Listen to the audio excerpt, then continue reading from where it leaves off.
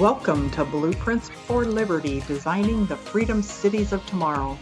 This is a podcast that explores the visionary concept of freedom cities and how we can create living environments that prioritize individual liberty, social harmony, and equal opportunities for all. We look back through history to see how the past informs the future and how people can self-organize in their communities to support self-sufficiency.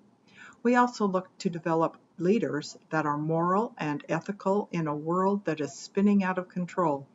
Tune in to be part of the conversation shaping the future of our communities. Hello everyone and welcome today. I'm excited to have Zara. Did I say that right? Yeah. Zara Starchild.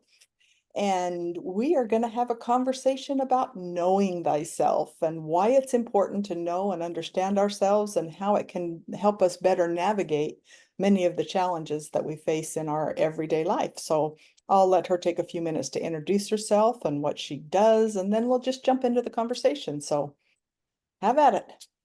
Wonderful. Hi. Thank you. Thank you so much, Cheryl, for inviting me on. And I just want to thank all your beautiful listeners for tuning in. Super excited to delve into this topic with Cheryl of knowing thyself. The ancient philosopher Socrates, we just looked up, claimed that term, know thyself. And that has been a real major theme for my life. In my expansion, my growth, and it continues to be. And I look back on my life and different spots within my life where I met different spiritual initiations on my journey. I didn't call it that at the time, but that's what they were, where I was put into positions where I had to choose to continue the old way or the traditional way or the way of my family versus the authentic path of my own being and my own soul, and how that has made all the difference in my life by really trusting myself, my soul, my heart, my desires, my visions in leading my life to this incredible place where I am at the moment, recently landed kind of in this living situation that is like living on vacation in this beautiful little tiny cottage in this paradise of a lake, on the side of a lake in the Adirondack Mountains. And I get to live and work and love from this beautiful cabin through the process of knowing myself and trusting myself and moving through the boundaries and the fears and the projections that we have acquired over the lifetime, and choosing over and over again to continue to follow that path of expansion, growth, next steps into my becoming. And I know that Cheryl, you're an advocate for leaders and a mentor for leaders. And I believe we're all leaders on the inside, waiting to come out, waiting to bloom, even if it is just about leading ourselves into the direction and life of our dreams. So yeah, excited to be here. Oh, who am I? We totally forgot about that. I'm an international energy healer, channel, teacher. I help people develop their spiritual gifts such as intuition, psychic visions, media, manifestation. Yeah. There's a common idea out there that you need to be born psychic, or you need to be born spiritual. You need to be born the seventh son of the seventh son in order to have access to information that is beyond the physical. And it's simply not true. It's simply not true. And so I have developed and grown these gifts within myself. I did not have them. I do not remember having them as a child in any way. And one of the things that I do is help others open their own gifts so they can be self-guided, so they can be guided by their own higher self, their own heart, their own passion, and the part of themselves that is above the physical world and able to see the path ahead. So connecting people to that greater self that has a lot more information than our little physical personality self. Thank you so much. Yeah, and I think, I mean, I'll be honest, a couple of years ago, topics like this kind of scared me. I think mostly because I didn't really understand them, or I thought they were too, I don't know, just crazy people. And this is so stereotypical, and the reason I say it is, you're driving along the highway and you see some sign along the side of the road that says psychic, and then you think, oh, okay, that's interesting. And if I'm going to go in there, can you tell me my fortune and tell me my future and, all those kind of things. And I think, I'm not saying whether that's an accurate representation of the person who engages in that type of business or not, because I don't know. I didn't ever stop and see.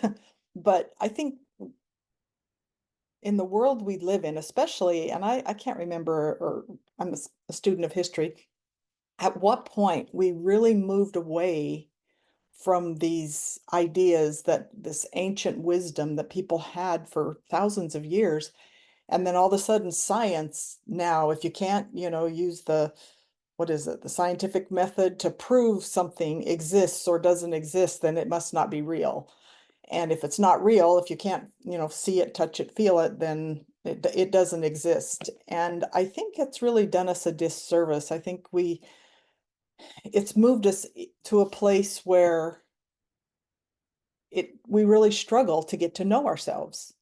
And I think of two books that I read a long time ago. One was, I don't even know the name of the book, but the main takeaway that I got from it was learning to be congruent with who I was. And it had me sit down and list all my values and what was important to me and that type of thing.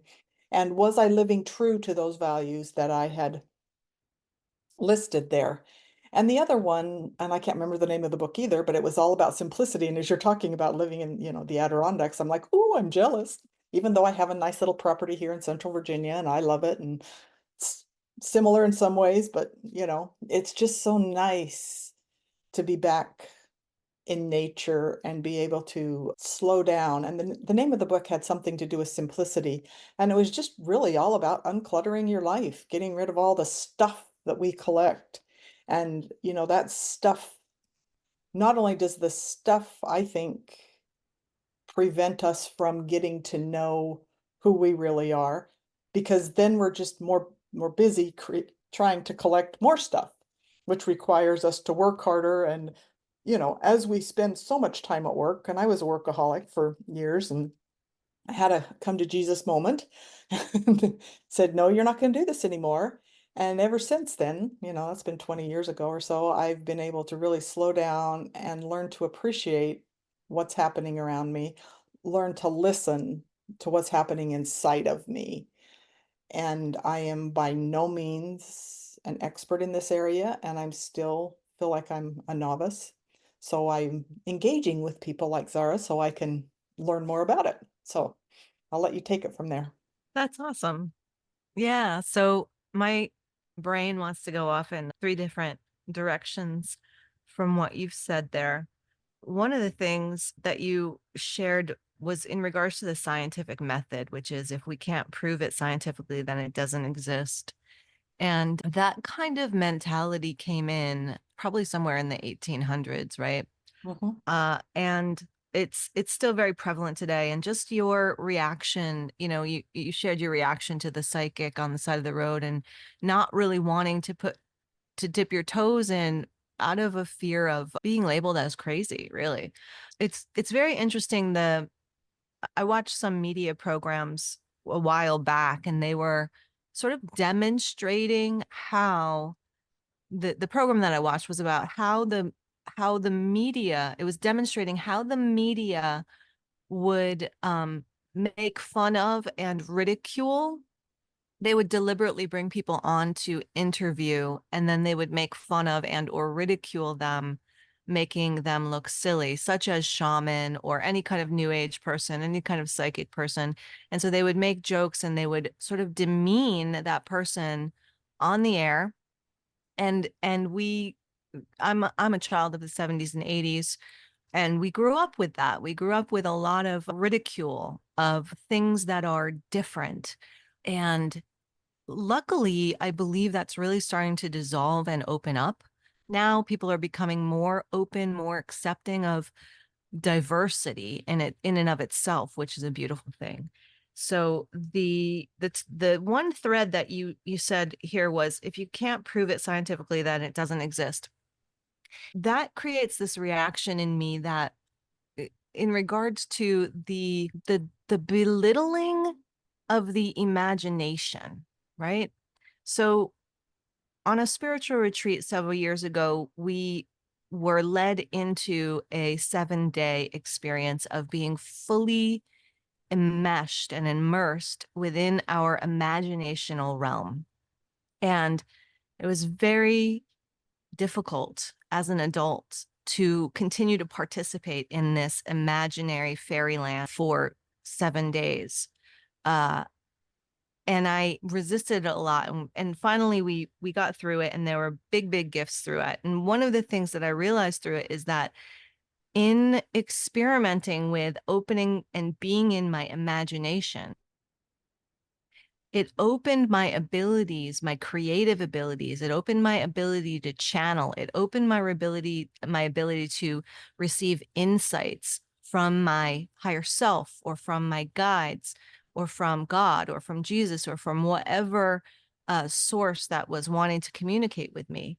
And it allowed this greater peace of mind, because there was just this greater connection. I was reconnected to my imagination. And I want to share just the value of the imagination, because the imagination that has been so devalued, especially when we were children, oh, that's just your imagination. That's just your imagination. The imagination is actually one of our spiritual doorways to solution consciousness. And I just want to say this in a very practical way. Every single invention, every single thing that we have in our material world that is man-made was sourced from the imaginational realm. All new products, all new solutions, all new inventions, all new technologies come through the imaginational realm of the individual, of the engineer, of the inventor. And so this imagination, which I believe is a very high spiritual gift, the ability to reside and open your imagination, is of incredible value, not only to inventors, but to all of us that are experiencing challenges in our lives. And one of the sayings that resounds really powerfully within my being is that the solution to your problem cannot be found within the same vibration of the problem. And what that means is, when our minds are fixated on what's wrong and how to fix it, our minds are in the problem. They're focused on the problem. They're focused on the challenge or the obstacle and the way through the obstacle. And one of the techniques, real simple techniques to move through that obstacle, that challenge, easier, efficiently, faster, is to step out of the problem, bring your mind out of the problem, and open it up, open the mind up, come out of the space of the problem, and reside your mind or your mental attention in what's all, this can go in many different directions, but in the realm of possibilities, just opening it up to the realm of possibilities. And instead of trying to have our mental body, our mind, try to fix the problem, if we step out of trying to fix it ourselves and just kind of like ask God, ask the divine, ask our higher self, what do I need to know about this? What do I need to do about this? And if we go into a space of like listening, as if we were listening to the other side of a telephone, and we're not going to hear the answer audibly, most of us, but if we just go into the space of listening, then we're moving our mind from focusing on the problem to we're taking the mind pattern out of focusing on the problem to shifting to a completely different vibrational experience of the mental body, shifting it into a question and a receptive mode of listening. And just by doing that, just by making that switch into the listening mode, 5 minutes every few hours or so, just go into a 5 minute like listen, and you're shifting your entire vibration from the question to the answer, to receiving the answer. And what I find happens with this again and again and again is that though the answer may not come in the moment of the asking, the answer will show up through some means, whether it be through the imagination. Maybe we wake up with the answer, maybe we go to the sleep with and we, on the way into falling asleep, we get the answer of vision. Maybe a friend calls and tells us something, and that gives us the answer. And I know you wanted me to really ground these concepts into physicality. And one of the experiences that I had with this was I was also a fitness instructor, a group fitness instructor for a very long time. And I developed plantar fasciitis, which is an incredibly painful pain in the heel of the foot. And so I would wake up with it and I would have a very difficult time walking. And it went on for a year or more.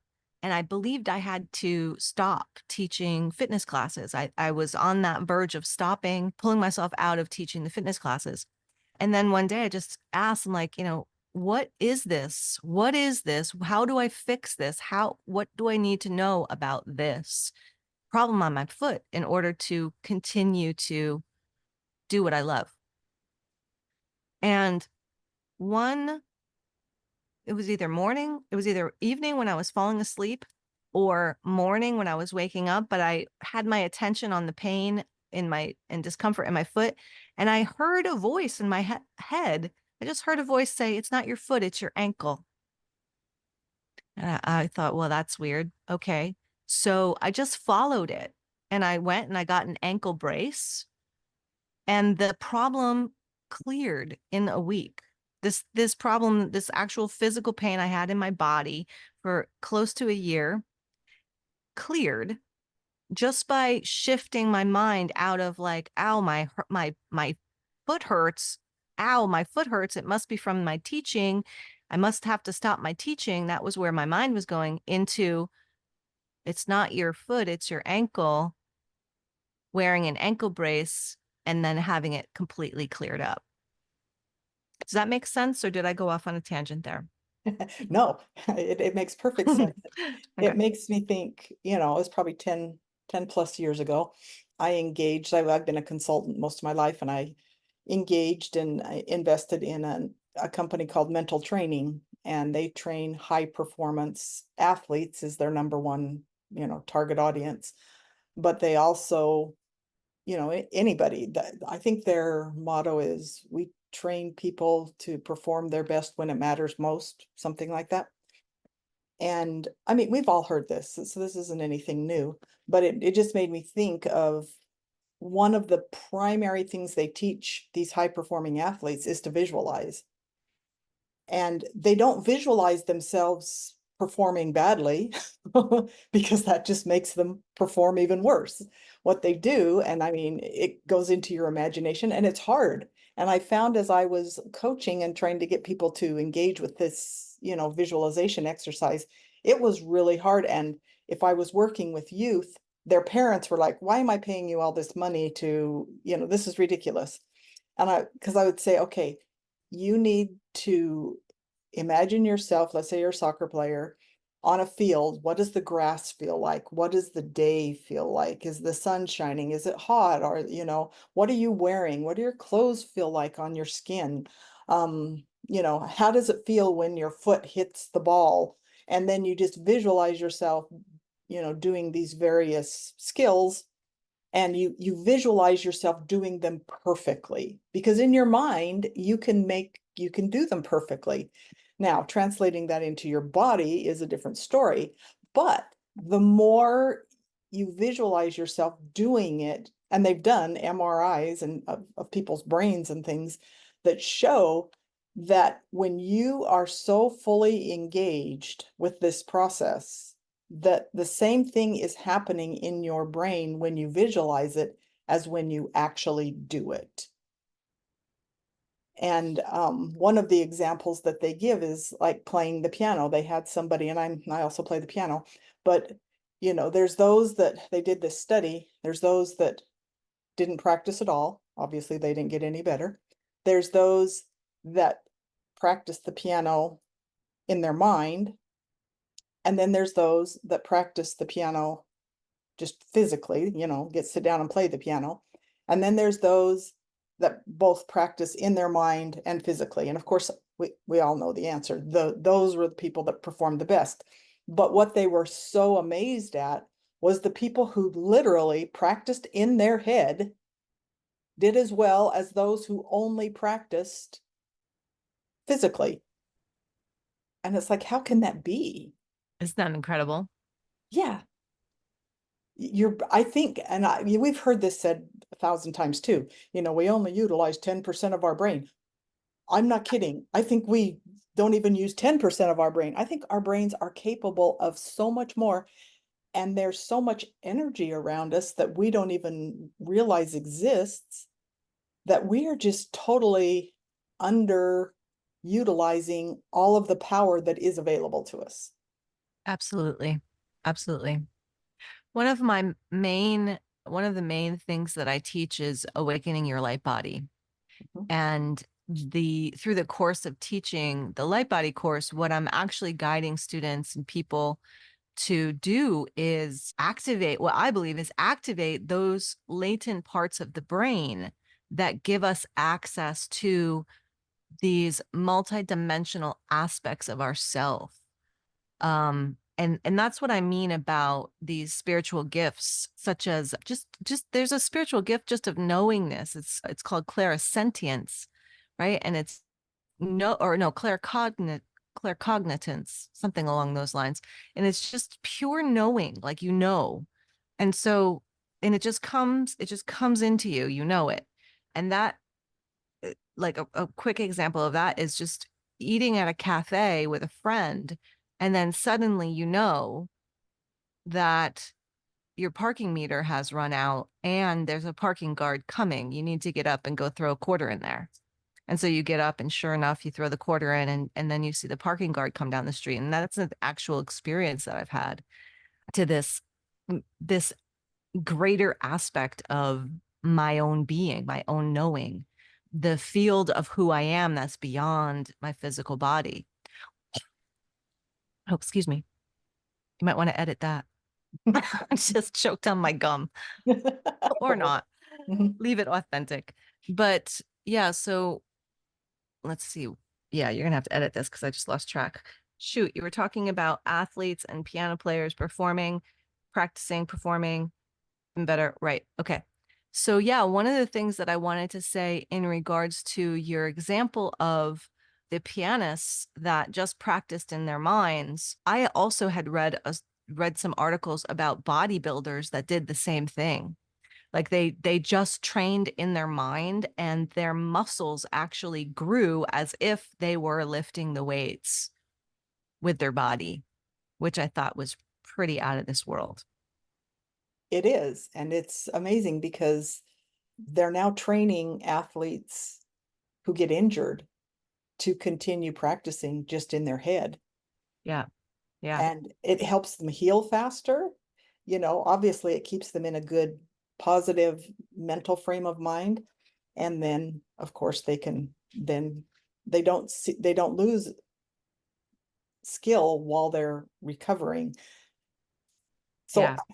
yeah. And it goes back to, it's like we talked about, I think we underutilize this brain of ours and this energy that's around us. And as I've been studying, and believe me, I am not a scientist, and I know very little about quantum mechanics and quantum physics and quantum all this, that, and the other thing. But as I've started understanding these particles, and from a scientific perspective, all of these things that are around me that I can't see, touch, feel, or whatever, but they're there. Yes. It all of a Yeah. sudden, I feel like I have a greater awareness of myself. And I don't, I'm like, I can't put two and two together to make sense how that happens, but it does.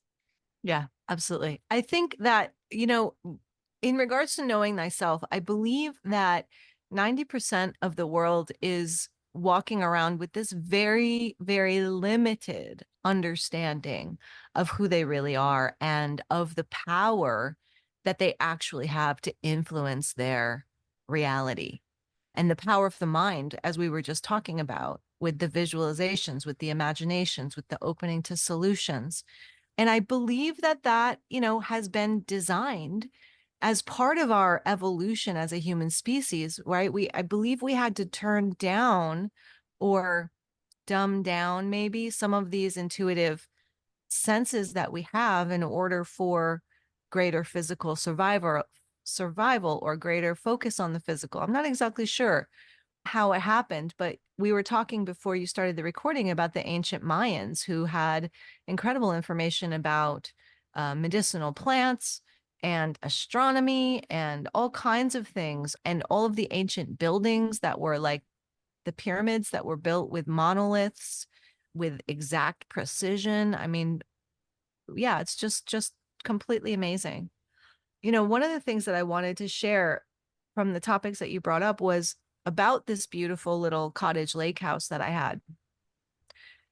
I'd like to tell you guys the story about how I manifested this place. So it starts with myself living in a 3-story house in Kingston, New York. I lived on a really busy road, a really busy street. It was very loud, it was very noisy. And one day I recognized that I had manifested my life exactly how I wanted it. I had time for painting. I had time for art. I had time to work out. I had time to dedicate to healthy meal prep, healthy eating. I had a great house. I had a small income that paid the bills where I was happy. And I realized that the only thing I didn't have yet was my house on a lake. Like out of all of the things that I really wanted in my life, the only thing I didn't have at that moment was the house on the lake. And so I said, I'm going to manifest this lake house and I'm going to do it this year.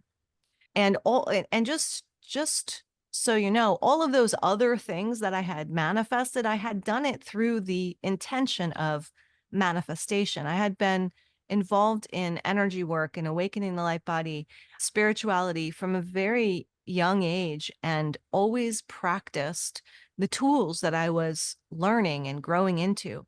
And so I had sort of manifested the house in Kingston. I had manifested the cushy job that I only had to work a few days a week. I had manifested all the time for art. I had manifested a passive income. And like I said, the only thing I didn't have yet was my beautiful home by the water. I just said, I'm gonna manifest that this year. And I had saved up about ten to $15,000 over the last couple years, which I was planning on putting towards some kind of real estate investment. So that was in the bank. And so what I did was I actually took out a journal. I actually bought a journal. I bought a really nice journal and I started to write in the journal, creative writing as if I were already there, which is what you were talking about. So I would creatively write every morning while I was having my coffee. I would write about sitting on the screened in porch, breathing the fresh air, listening to the waves crash against the beach, the smell of the grass, the sound of the beetle on the dried leaves, like all of the stuff, what was going on inside the house. Every morning I did this for weeks. And it was a beautiful experience, a really lovely experience to sit and have coffee and dream like that, right? So, and that's another example of going into that imaginational realm. And so I would sit and I would do that. And then after a couple weeks, reality started to get a little wonky. And it's not an experience, even those of us that are really experienced on the path, when reality starts to get like glitchy, it's always a really kind of a feeling that's a little unsettling, even when you don't believe reality is real anyways. But So I calmed down a little bit. I stopped writing in the journal for a little bit just to kind of slow down the process. And then I resumed it a couple months later. And after a few writings in my journal, I walked to the kitchen to get another cup of coffee. And I thought to myself, man, I really need to make some more money so I can buy this lake house that I want so bad. And I literally, again, I heard a voice in my head say, that's a limited belief. And it was like, what? And I heard, that's a limited belief. And so I said, oh, wow, it is a limited belief. And I suddenly understood that something that I had been thinking, saying to myself, vibing with, which was, I need to do this before I can have that. I need money before I can have the lake house. I need my business to grow so that I can have money so that I can have the lake house. This was, in spiritual terms and manifestation terms, I was putting all of these quantifiers before I could have the thing that I wanted, which was the lake house. And so in that moment, and it was just a moment, it's taking way longer to explain it than it happened.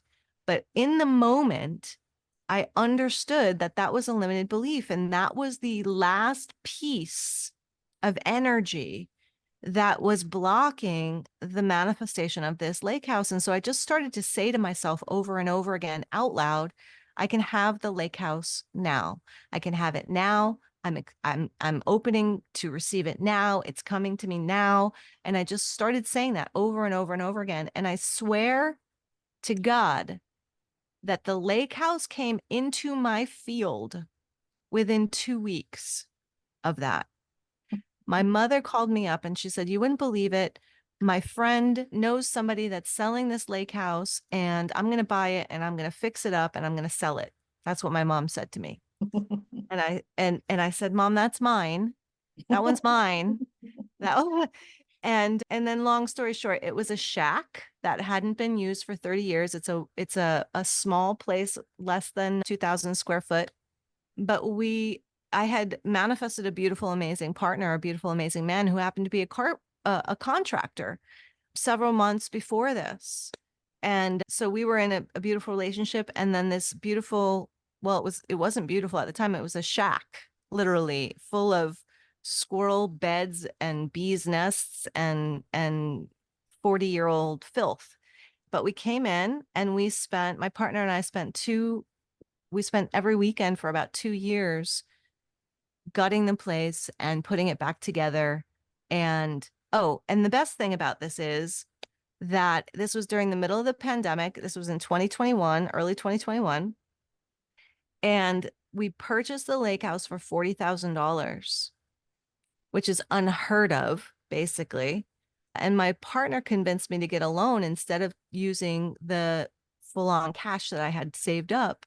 So I got a loan for $30,000 and I bought this lake house for $10,000. And we're like chilling and loving it now, 2 years later. We go swimming like 2-3 times a day and it's just freaking amazing. But yeah, I share it all with you because it was literally through visualization and the imagination and the belief, and then clearing one of the limiting beliefs that was holding it back for so long. Because I had done vision boards before. I had tried to manifest this for like for at least a decade, until I finally said I'm doing it. Yeah.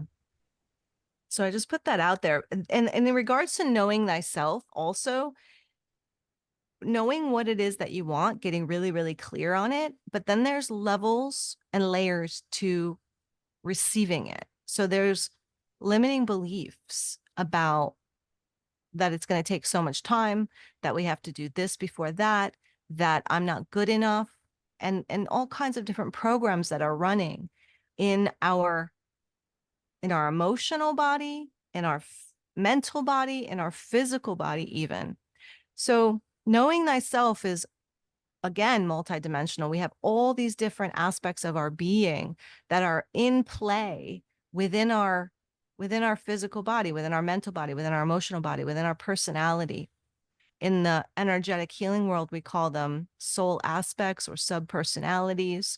They're little voices in our head often that say that in some form or another are limiting what we can have, what we can do, what we can experience. And they're there based on past experiences, and they're there with the intention to protect us from getting hurt again. But knowing thyself is being able to kind of hear them, see them, know that they're operating, and then bring love to them, really, to help to clear them and release them from our being, or bringing truth sometimes to them, just speaking truth to them. Yeah, Yeah, multiple things are going through my mind. And I guess the first thing that comes to my mind is, does this mean it's like, Aladdin and the genie pops out of the bottle and says, "Oh, here, grant you 3 wishes and you get whatever you want." I think it goes so much deeper than that. And I think it's not, I mean, and I will never underestimate the power of visualization, but this going back to knowing yourself. I I always tell people this because, most kids, when you ask them, what do you want to be when you grow up? And they're like, oh, a doctor, lawyer, they have really high aspirations in their life. I was like, I want to be a flight attendant. I was like, okay. And so I don't know, when I turned 18, and I remember, and this one with you, this was in the 70s, early 80s. We didn't have computers, we had typewriters. And right. so I would type up a letter and that, send it off to all the airlines that existed at the time. They'd send me back their applications. I'd have to type up every application manually and make no mistakes, your little whiteout and different things that we had. But and this went on for several years, and every 6 months I'd get rejection letters saying you didn't get it, you didn't get it, you didn't get it. And then I won't even go into all the details, but when I was about 21, it just miraculously happened. I won't even go into that story, but it just fell in my lap one day. I didn't even apply for the job. But then after I had been working as a flight attendant for about 6 months, I hated it. I absolutely hated it. And I was like, oh, I've spent my whole life wanting this. And when I was in high school, I used to walk a lot. And that was the time I would visualize. I didn't know that's what it was. But, and I would dream about all these things I wanted. And I believe that I brought that into my life through that process. But it wasn't being a flight attendant that I really wanted. What I really wanted was to travel. Yeah. And so you know, sometimes I say, be careful what you ask for, you might get it. And I got it, but I remember after about 6 months, had been really sick and they were insisting that I continue to fly. And I don't know. Anyway, long story short, very religious person. Had gone to church. I was sitting on the back row of church and I was silently crying to myself how miserable I was. And this thought just popped into my head, and I was married at the time, so it was like, oh, you need to have a baby. And I was like, no, that wasn't on my radar. I'd done my share of babysitting. That is not what was on my radar. And I didn't not like babysitting, but I was like, that's just not what I want to do. But I was at a point in my life where it's like, well, you've achieved your greatest aspiration was to be a flight attendant. Why not give it a shot? And I still remember the day that my first child was born. And if you've ever had kids, every mother can attest to this, and I guess fathers to some degree. I would just sobbed and cried. I was so happy. And I was just like, oh, this being a mother is the best thing that could ever happen to me. And I just thoroughly, and my kids are all grown and, have kids of their own now. But I just remember how happy I was being a mother.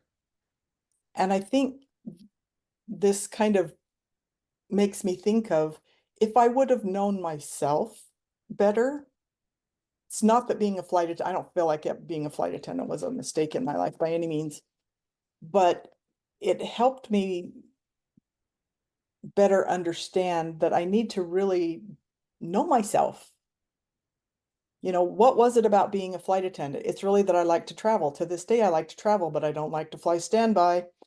You Mhm. know, And so on the flip side, what was it I loved about being a mother? I don't know. I love teaching my kids, spending time with them, helping them explore the world and learn about the world around them and all that. And then for years, there was a period of time where I was just like, I felt like I was really what I call close to the spirit, where I just felt like if I really thought about things and prayed about things that I could manifest them. And it worked. And people were like, wow, you're amazing. But then I won't go into all the long story of that either. Had some very traumatic things happen in my life and I just flipped the 180 degrees the other direction. It was like I was just unhappy and there was so much trauma from all the things that had happened and I spent years and years just like why is it that I was able to make these things manifest in my life before, but I can't now?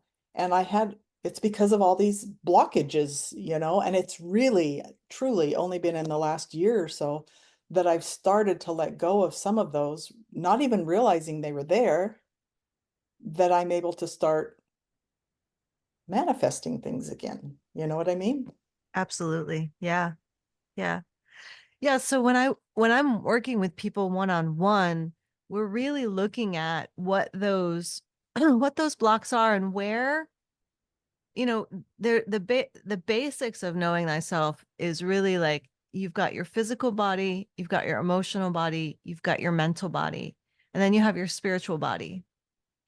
And that's really simplified. That's a really simplified way of looking at it. They're all intertwined and they make up the unique combination of who we are from where we've been, and then also like where it is that we want to go, where we're going, what we're creating with our lives. And so one of the things that comes to mind from your story is that trauma, like traumatic experiences, and I've had my own fair share of those. I wish we were on video, I could show you, but just imagine you have like a wide open hand, right? And the wide open hand is like up, open to the sun, right? Open to the sun. And the sun being like a metaphor for the divine. So the hand is open to the sun. And the hand is metaphor for the heart too, right? So it's this feeling of openness, of expansion, and of connection. And so when you were in your connection with spirit, when you felt close to spirit, you were like open and you were receiving and your heart was open and you were able to receive into your reality the desires of your heart. But when we move through experiences that are traumatic or intense, what often happens is our emotional body, our energy body will constrict. Our heart will be hurt. And in the normal reaction of getting your heart broken through grief or betrayal or abandonment, the heart closes. The energy of the heart, which is 6 foot around your body, they've measured, will actually close and it'll contract. And when we're in contraction, if you think about that tight fist, right? The tight fist cannot catch the rays of the sun. So when we're in the place of contraction due to the trauma or the intensity of the experience, then we're actually in like closed off, we're guarded, we come into ourselves and we're not in a space of receptivity to the solutions and or the grace that's wanting to come into our lives. Does that make sense? It does. And it's interesting because I was just at a mastermind not too long ago and a gentleman who's, really into elite mindset kind of training.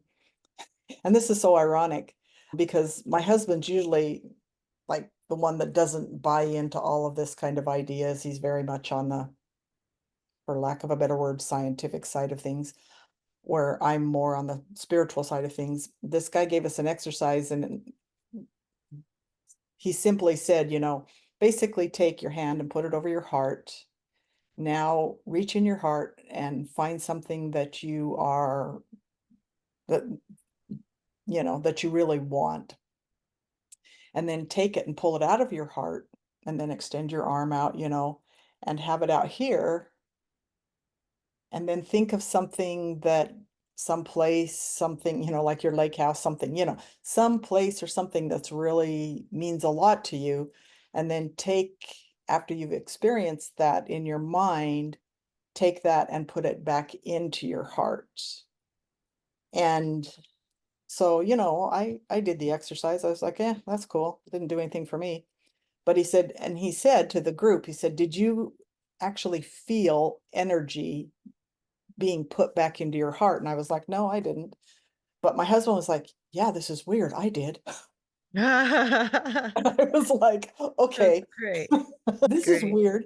But that's, I think, because of some of the trauma and things in my life, I have this tendency nowadays, and I have to get out of this mindset, is when I pulled it out there and I thought of something nice, as soon as I found myself pulling it back into my heart, it's like, yeah, this is dumb. This doesn't work. I hadn't even got my hand back to my heart, and I'd already said, that's not going to work. Yeah. Yeah. This is beautiful. This is a great conversation because that's the importance of knowing thyself, is Mm-hmm. to like actually hear and notice those kinds of responses, automatic responses that our mind creates within ourselves, restrictions, limitations. And that really, like, exactly what you said there, like, that doesn't work. That doesn't work. That's not going to work. That voice is not the voice of your higher self. That voice is not the voice of your truth. That voice is is uh, is created from our past, a past experience, usually of some kind of disappointment that we've experienced.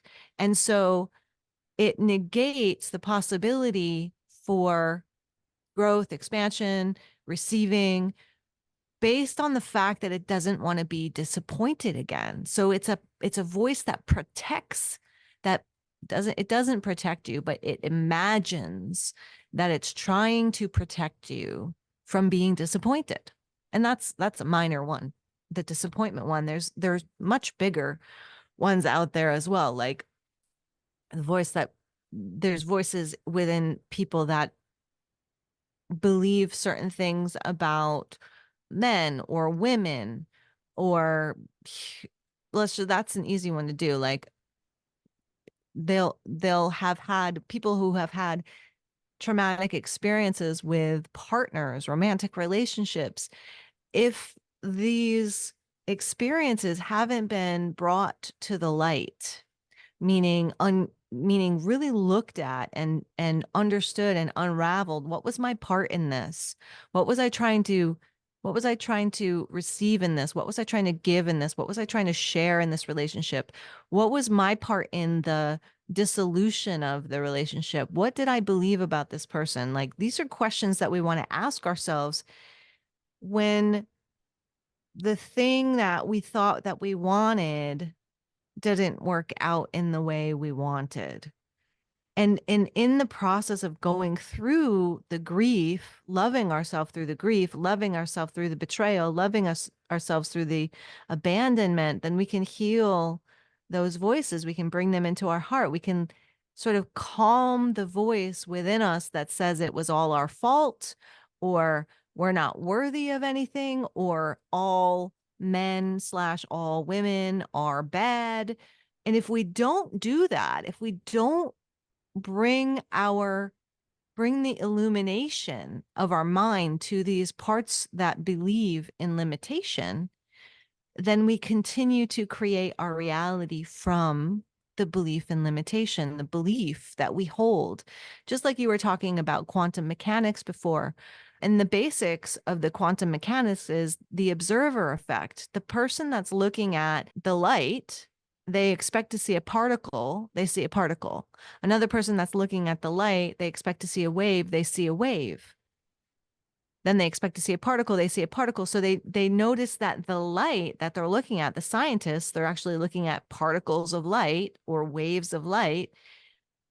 They've noticed that makeup, the fundamental makeup, how the particles move or exist depends upon who's looking at them and what we believe about them, what we believe we're going to see when we look at the particles.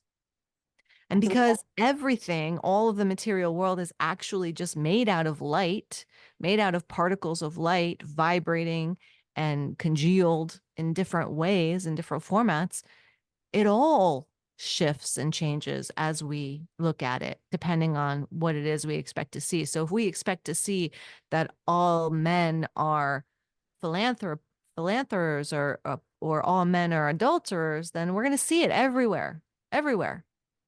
But if we believe that we are worthy of a beloved, sacred partnership, we are worthy of being cherished, loved, honored, we are worthy of sharing our own love, honoring and cherishing another. If we believe this, then we will see that. We will attract that. We will manifest that.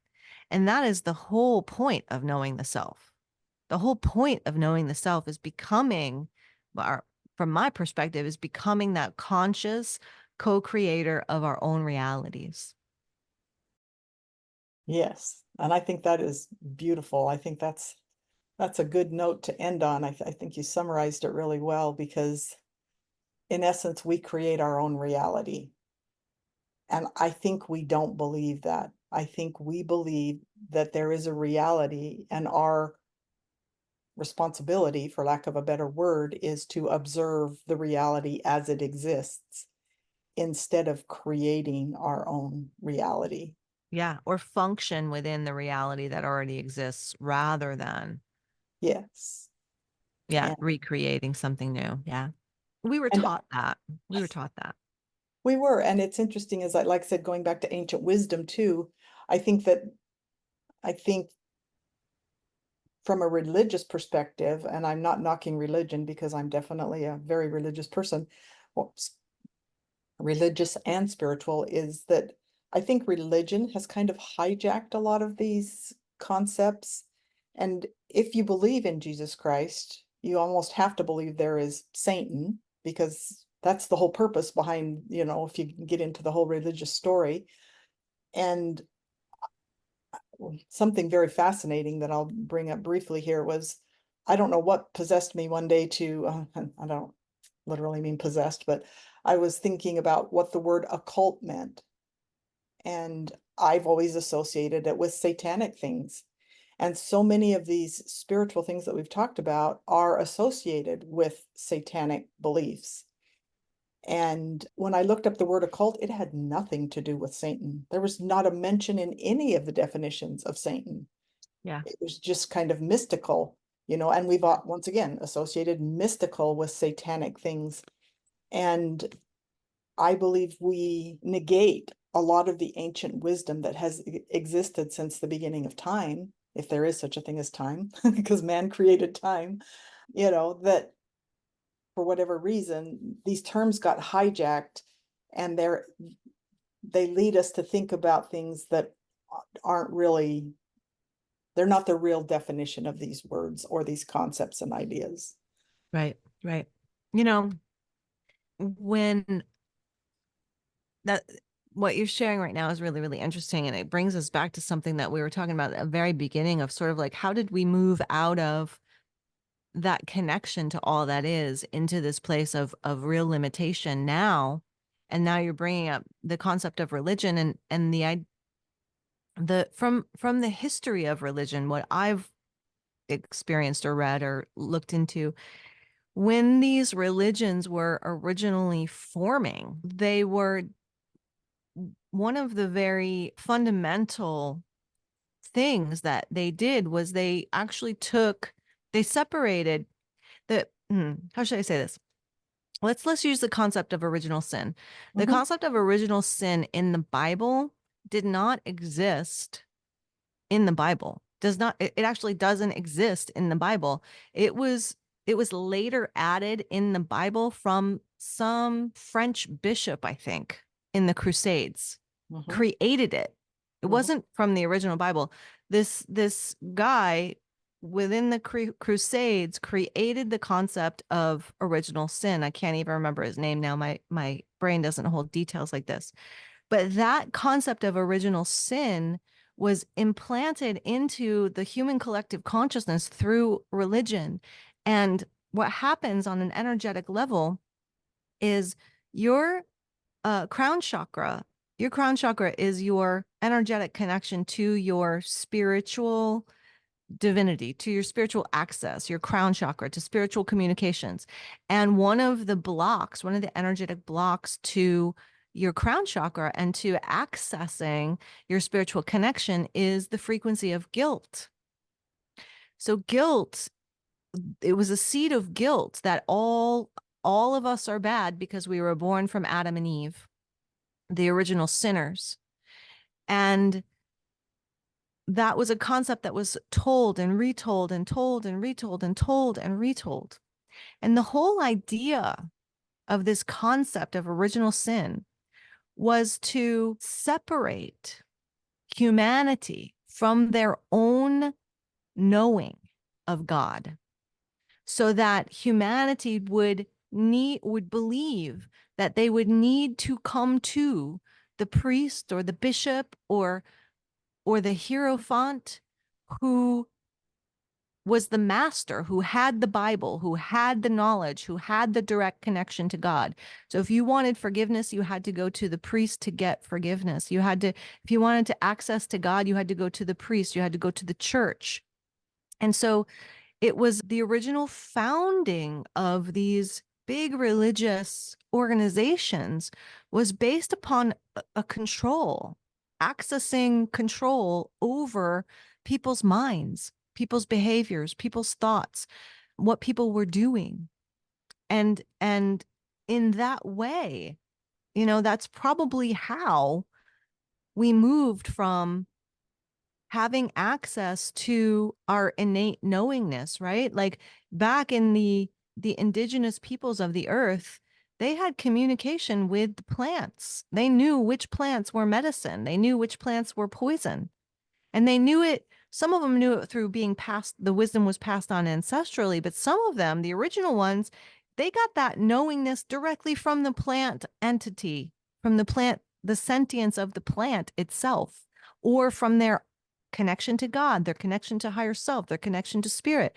Said this plant will calm your nerves, this plant will be antibacterial. So it is our natural, I believe it is our natural state of being to be in connection with God, source, divine, creator, spirit, all that is, whatever name you want to call the divine. We have that direct access already. And it is only through these veils that have been placed on our consciousness that limits or blocks our ability to do so, because we don't think we have that ability. We think we're programmed to think that we're limited. And in the whole knowing of the self, it's like to look at these programs and say, is this true? Is this serving me? Yeah, that's I really like that idea. As you speak these words, it resonates. It's like, okay, I know this, and yet I feel like I'm knowing it on a different level. And I really appreciate that. And I really appreciate you taking the time to share all of your knowledge and wisdom with us today. I'd actually like to maybe at some point in time do another one, because I just have 100 more questions and ideas and thoughts that are going through my head. And I think that as we start exploring these ideas, that people will become more and more interested in knowing thyself on a level that we just have gotten away from for so many years. So thank you so much for taking your time to share today. I love this. Yeah, I had a great conversation. Such a beautiful energy with you, Cheryl. Thank you so much. Thanks for the invitation. And I don't know if I mentioned this in the email, but I do have a free gift for your audience if you are Yes, open please. to receiving that. It is a gift of a free grace for the soul crown chakra activation. So bringing grace into the crown chakra to illuminate the petals of your crown chakra so that you do actually have greater access to your own divinity, your own higher self, your own connection, your own higher guidance, your own intuitive knowing. So I will give Cheryl the link for that, and you guys can find it wherever she puts it. Yeah, in the show notes. And I was going to mention that, all of Zara's contact information about herself and her programs and this wonderful gift she's willing to share with us will be in the show notes. So I encourage you to engage with those. So thanks again for sharing your time with us, and until we do it again. Thank you. Thank you, everybody. Have a wonderful, wonderful day. Bye-bye.